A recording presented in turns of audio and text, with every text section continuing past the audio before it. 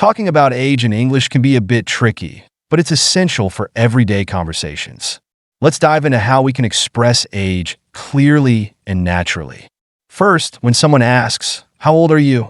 the most straightforward answer is simply to state your age. For example, "I am 25 years old."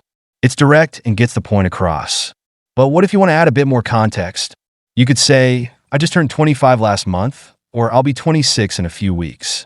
This not only tells your age, but also gives a sense of timing, which can make the conversation more engaging.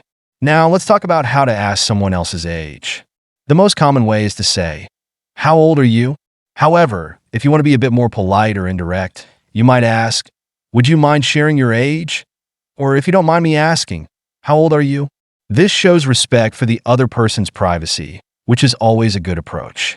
When discussing age in a more general sense, you might hear phrases like "in my 20s" or "in my 30s." This is a great way to talk about age without giving a specific number.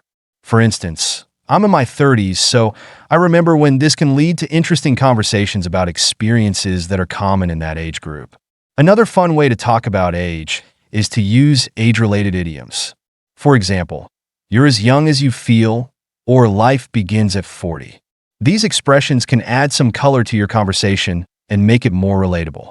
Let's not forget about age in different contexts.